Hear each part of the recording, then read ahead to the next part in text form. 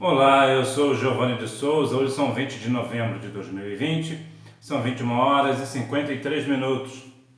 Lição 13 do dia 27 de dezembro de 2020. Quando Deus restaura o justo. Texto áureo. E o Senhor virou o cativeiro de Jó, quando orava pelos seus amigos. E o Senhor acrescentou a Jó outro tanto em dobro a tudo quanto dantes possuía. Jó capítulo 42, versículo 10. Verdade prática. A restauração do ser humano acontece em razão do amor e da misericórdia de Deus, e não como consequência do esforço pessoal, piedade ou atos de bondade. Então vemos que a restauração nossa, a restauração do homem, a restauração da mulher, vem de Deus, independente do nosso esforço. Por mais que nós nos esforcemos, por mais que nós sejamos piedosos, somente Deus restaura segundo o seu amor e a sua misericórdia. O homem não tem como fazer por si. Até porque, se fosse o caso, todo homem e toda mulher seria sempre restaurada. Por quê? Porque, no caso, o homem e a mulher podendo fazer, certamente o faria. Entretanto, como isso vem de Deus, então nós precisamos esperar e aguardar nele segundo a sua vontade. Introdução. Nesta última lição trataremos sobre a restauração de Jó. Veremos que ela se dá quando ele se humilha diante de Deus e intercede por seus amigos. Constataremos também que o testemunho de Deus sobre Jó provou ser verdadeiro e seus amigos tiveram de se retratar. Durante toda a provação ele se manteve íntegro e não lhe foi atribuída impiedade alguma. Pelo contrário, o Senhor o restaurou de forma grandiosa. Vemos que muitas das vezes, quando nós somos atacados com palavras, mesmo nós estando com a nossa razão, muitas das vezes nós às vezes até perdemos o nosso domínio próprio e agredimos também com palavras. Na verdade, isto seria um bom momento de nos mantermos em silêncio, porque o silêncio nesse caso fala por si.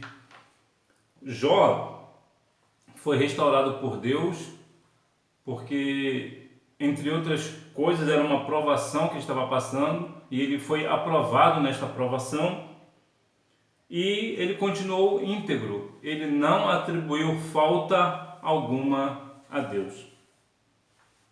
A humilhação de Jó. Jó se convenceu de que seus próprios questionamentos eram injustos. Se ele não era capaz de fazer o que Deus fez, então com que direito criticava os caminhos divinos? Se apenas uma das criaturas de Deus era capaz de impor terror em Jó, como se comportaria ele diante do Criador dessas criaturas? Aqui nessa questão, a criatura aqui seria o Leviatã, que é falado em Jó capítulo 41. Jó, finalmente, ele viu que, de fato, seus questionamentos eram injustos. Tudo estava debaixo da potente mão do Senhor. Porque Jó não conseguiria domar ou dominar nem mesmo o Leviatã, que é uma criatura de Deus. Imagine o próprio Deus. Ninguém consegue ter argumentos diante de Deus. Nós não temos argumentos, no sentido geral. É claro que em alguns casos, quando nós questionamos a Deus, como foi o caso de Ezequias, por exemplo, que virou-se para a parede quando Deus disse que ele morreria, e Deus acrescentou a ele mais 15 anos. Mas o que eu quero dizer é que não temos como vir diretamente com Deus, nós não temos argumentos, no sentido de que nós não conseguiríamos responder nem mesmo uma única pergunta de Deus. Por quê? Porque Ele é o Criador, nós somos inferiores a Ele. Então todo questionamento nosso, na verdade, ele é injusto. Por quê? Porque na verdade nós só estamos vivos porque Deus permite que nós estejamos vivos.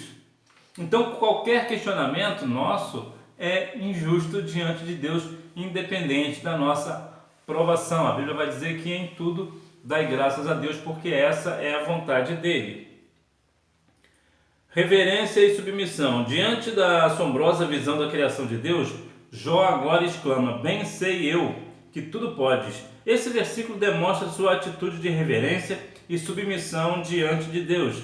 Ele percebe que tudo o que aconteceu em sua vida tinha um desígnio divino e, portanto, era tolice discutir ou questionar com a sapiência divina, que é aquele...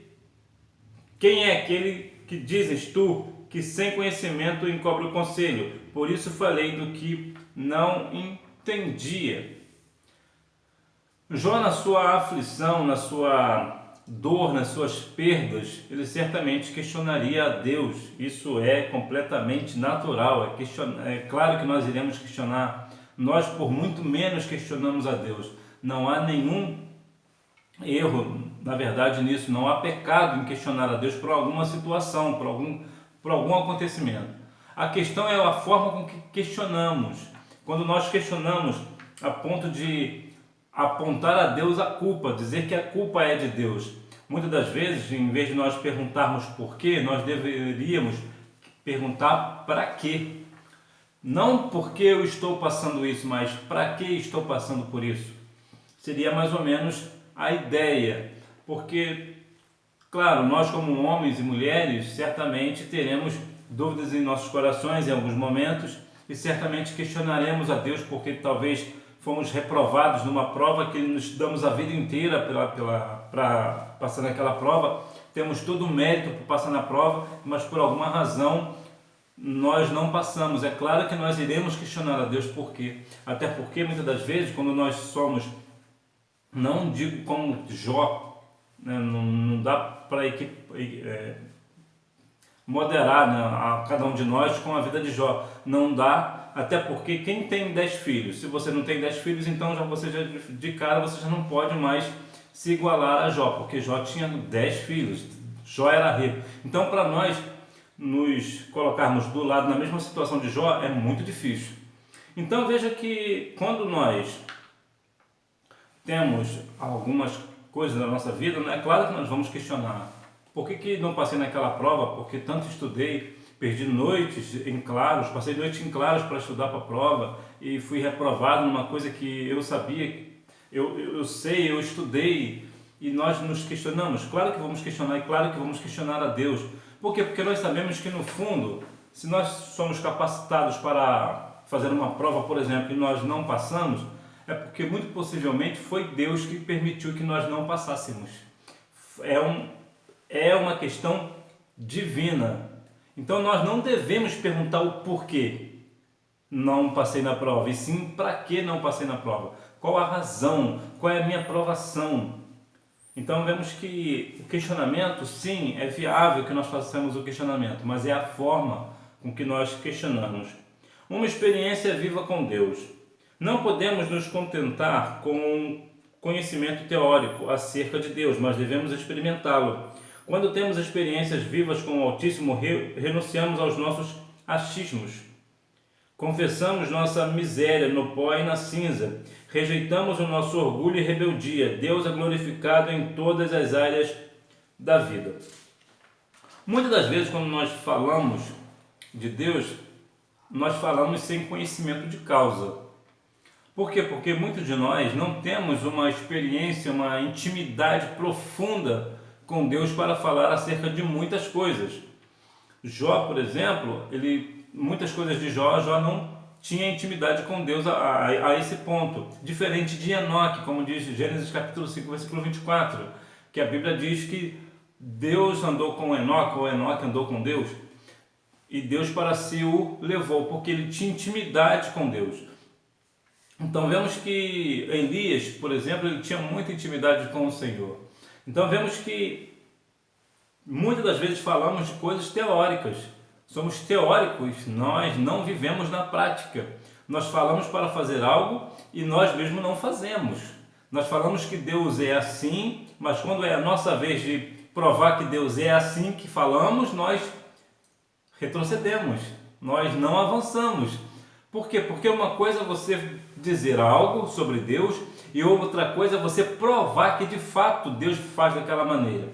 Para dar um exemplo bem prático, você diz que Deus cura, que o Senhor cura, que Jesus cura. Sim, Jesus cura, sabemos que cura.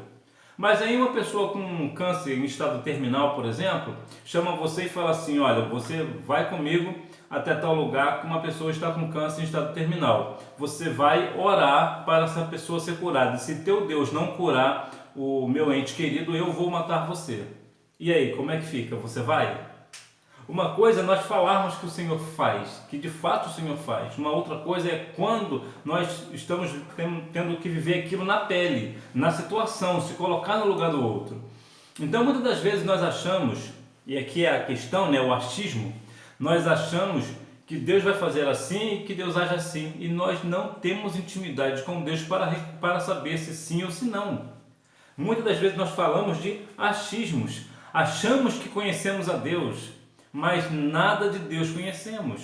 Nós não temos, muitas das vezes, não digo todos, mas a maioria de nós que falamos muitas coisas a respeito de Deus, não sabemos de fato a natureza divina, não conhecemos de fato o que Deus faz, o que Deus é, ou o que Deus representa para nós como Criador, como nosso Senhor. Então, nós precisamos continuar na questão de continuar orando e jejuando para que nós venhamos ter uma intimidade maior com o Senhor. Síntese do tópico 1. A humilhação de Jó resultou em humildade, reverência, submissão e experiência com Deus. A intercessão de Jó. A ira de Deus. Após ter se dirigido a Jó, o Senhor volta-se para Elifaz, o Temanita. A minha ira se acendeu contra ti e contra os teus 2 amigos, porque não disseste de mim o que era reto, como meu servo Jó. Estas palavras dizem muito sobre o conteúdo teológico do livro de Jó. Demonstram que as exposições feitas pelos seus amigos não eram todas verdadeiras, pois partiam de premissas falsas.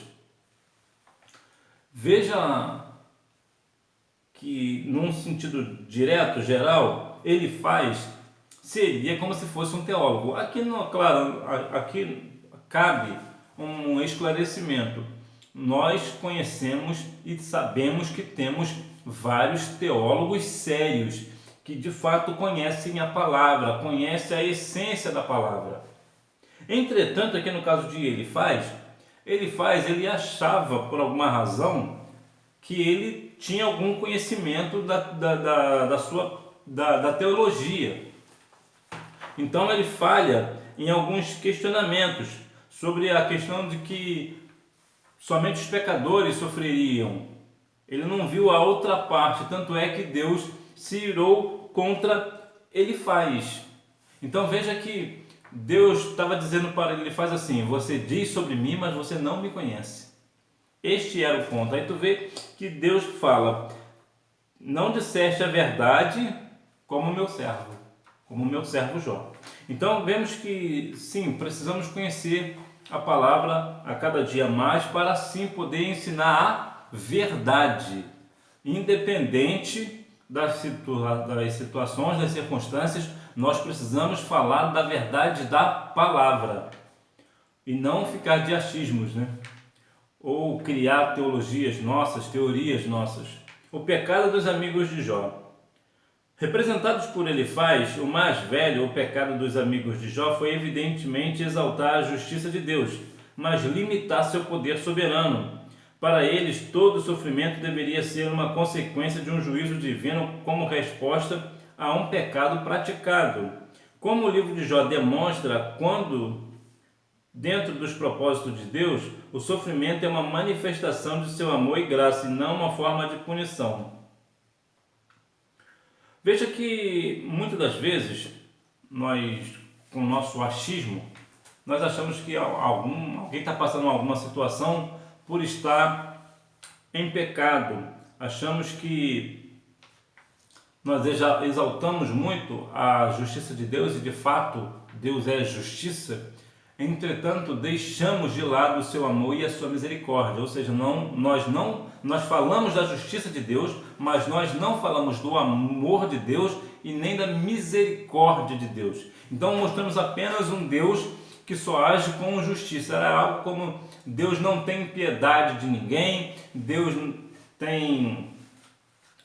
é severo, Deus não tem amor. É como se fosse aquele pai rancoroso, vamos assim dizer, né? Trazendo para o entendimento melhor nosso. É como se fosse um pai rancoroso, que as pessoas têm medo dele porque ele é um homem muito sério, muito severo e nunca dá um abraço, nunca dá um beijo em ninguém, porque ele é muito severo. Então veja que era mais ou menos essa ideia que ele estava querendo mostrar de Deus, que Deus era apenas um Deus de justiça, que não tinha amor e nem misericórdia. Nós sabemos que o amor de Deus é o que excede, né? O amor de Deus é aquilo que deu o seu Filho unigênito para que viesse morrer na cruz do Calvário, para que nós tivéssemos vida e vida em abundância. Então vemos que muitas pessoas falam da justiça de Deus, mas esquecem do seu amor e da sua misericórdia. A oração de Jó. Deus dirige-se aos amigos de Jó, aconselha-os irem ao patriarca para que este interceda por eles. Esse episódio mostra que uma teologia errada evidentemente conduz para uma crença igualmente equivocada. Os amigos de Jó defenderam Deus de forma enérgica e sincera, porém errada, né?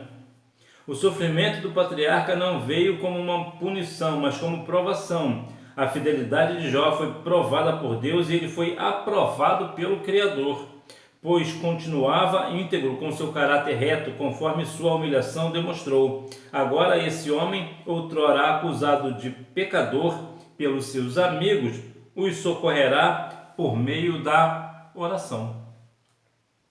Veja que agora um homem que estava sendo acusado de pecado, de injustiças e tudo mais, agora, através de sua oração, que seus amigos serão perdoados por estar falando de uma teologia equivocada, de uma teologia errada. Então, quando nós falamos algo errado da palavra, nós estamos ensinando errado. E uma vez que nós ensinamos errado, a pessoa crê em algo errado. E a Bíblia diz no livro de Tiago, capítulo 3, versículo 1, que não sejais muito de vós mestres, sabendo que receberemos o mais duro juízo, ou o mais severo juízo, dependendo daí da sua tradução.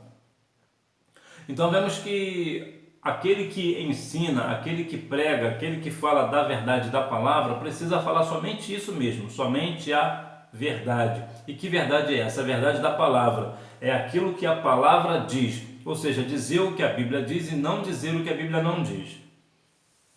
E sim, viver uma vida de oração, e ver que nessa situação a oração de Jó acabou fazendo com que os amigos seus, né, os amigos de Jó, fossem perdoados. Então continue orando pelos seus amigos, independente da sua circunstância, independente se você está sendo provado ou por alguma razão, por uma infelicidade da vida, você está sofrendo uma consequência de um pecado, continue orando, porque mesmo assim o Senhor certamente te dará a vitória. Uma vez que você não pode, né, nós não devemos ocultar as nossas transgressões, mas confessá-las e deixá-las, para que assim alcançamos misericórdia, como diz Provérbios 28:13. Síntese do tópico 2. Deus fez com que Jó intercedesse pelos seus amigos. E você intercede pelos seus amigos? Se não, está na hora de começar a interceder pelos seus amigos. Se você intercede, continue intercedendo pelos seus amigos, porque assim, enquanto você intercede, enquanto você ora pelos seus amigos, o Senhor também vai virar o quadro da sua vida. A restauração de Jó. Restauração moral e espiritual. A restauração de Jó acontece primeiramente nas dimensões moral e espiritual. Convém destacar que as bênçãos recebidas por ele devem ser vistas como uma restauração e não uma retribuição. Não há uma teologia da retribuição no livro de Jó, onde o ímpio é sempre punido e o justo sempre recompensado. A mensagem de Jó é diametralmente oposta a esse princípio. A lição moral e espiritual do livro é que Deus abençoa os homens porque os ama e não porque estão envolvidos numa troca de favores em que prevalece uma barganha espiritual. Veja que O livro de Jó, o ímpio não é uma questão do ímpio ser punido. Sim, eu sei que a Bíblia diz, como diz na 1, capítulo 1, versículo 3, que Deus não tem um culpado por inocente. Malaquias 3,18 vai falar, e vereis outra vez a diferença daquele que serve a Deus e aquele que não serve. Mas nós precisamos partir de um princípio de que o ímpio, ele também é alcançado pelo amor de Deus e pela misericórdia de Deus. Vemos o caso de Jonas, por exemplo, da cidade, que as pessoas que estavam lá estavam sofrendo situações, questões, e Deus teve misericórdia do povo. Deus é um Deus de misericórdia. Então nós precisamos compreender que o que aconteceu com Jó foi uma restauração e não uma retribuição. Ou seja, não foi porque Jó foi aprovado que ele foi restaurado. O que Deus faz é por amor e misericórdia. O homem, né, nós, homem e mulher, não tem nenhum mérito nesta questão de retribuição, porque nós não somos merecedores de coisa alguma. É o Senhor que, por sua infinita graça e misericórdia, nos concede. E também o justo, ele também não é a questão de ser recompensado. Então nós precisamos ver que não é sempre que o justo será recompensado. Há pessoas, os próprios apóstolos do Senhor tiveram mortes trágicas. Então deveriam ter tido vida boa, né? E não tiveram. Nós precisamos ter cuidado com este negócio. Restauração social e material. A restauração de Jó também aconteceu nas dimensões social e material. As calamidades que sobrevieram sobre ele, especialmente suas feridas físicas e emocionais, o expulsaram do convívio social. Ele suportou sozinho o que pensava ser um julgamento de Deus, mas agora todos veem a graça divina derramada de forma abundante sobre ele. Veja que Jó, devido à sua chaga, eu digo chaga porque comumente aceita que Jó ficou leproso. A sua enfermidade fez com que ele fosse para o monturo, ou seja, para um lugar de abandono.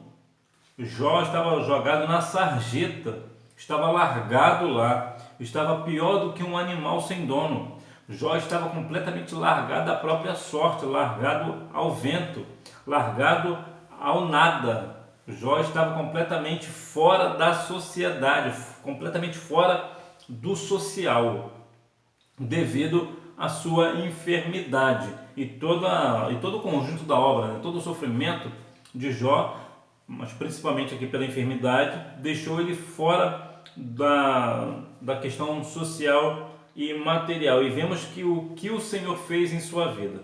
Síntese do tópico 3. A restauração de Jó se deu nas esferas moral, espiritual, social e material. Conclusão. Chegamos ao final de mais um trimestre. Aprendemos que nem sempre os ímpios são punidos e nem sempre os justos são recompensados. Então nós precisamos ter na nossa mente, no nosso coração, que nem sempre o ímpio será punido e nem sempre o justo será recompensado. Mas Deus julga os perversos e abençoa os justos, pois todos fazem parte de um universo governado por leis e princípios morais. Todavia, isso não é tudo. Deus é soberano e pode atuar fora das linhas que habitualmente acreditamos que Ele opere. Assim, podemos aprender que Deus não nos prova porque deseja nos punir, mas porque nos ama. Ele deseja demonstrar ao seu adversário, o diabo, que os homens podem servi-lo sinceramente, sem uma relação de troca. Jó provou que o diabo estava errado e que Deus estava sempre certo. Vemos que a questão não é que nós vamos servir a Deus por uma questão de troca. Nós não devemos. Há uma questão na vida de Jó, aqui das questões da restauração, que eu observo muito, é que a Bíblia vai dizer que as filhas de Jó, as outras 3 filhas, né, depois de todo o sofrimento, eram as mais bonitas do Oriente. Então vemos que até na beleza, Deus também restaurou a questão da vida de Jó e deu às suas filhas beleza. Então veja que a vaidade, né, aqui numa questão, não vaidade no sentido de maquiagem e coisas do tipo, colares e afins, mas eu digo uma questão de beleza mesmo, porque a beleza também ela é vaidade. Não que você não possa ser bonita, não é isso. é somente uma observação que eu acho bastante curioso, porque a Bíblia não fala nada dos filhos de Jó, mas fala das filhas. E a única coisa que a Bíblia fala das filhas é que eram as mais bonitas. Então vemos a importância que a beleza tem para a mulher, né? A mulher tem sempre essa preocupação de estar bonita.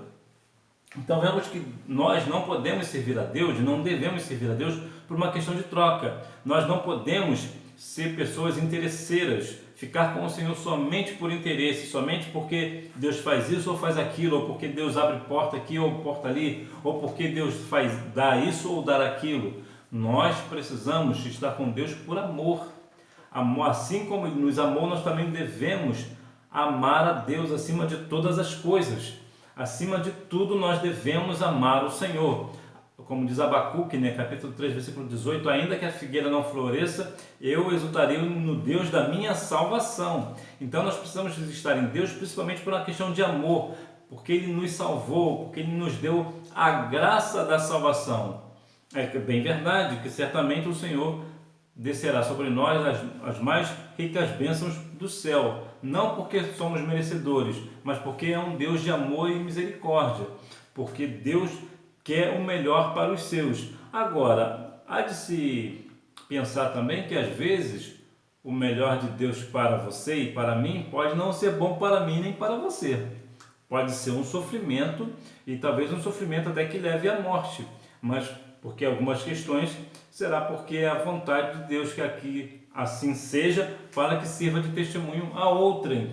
Então nós precisamos ter maturidade e compreender que assim como Cristo morreu por nós, nós também devemos morrer por Cristo, por amor a Ele.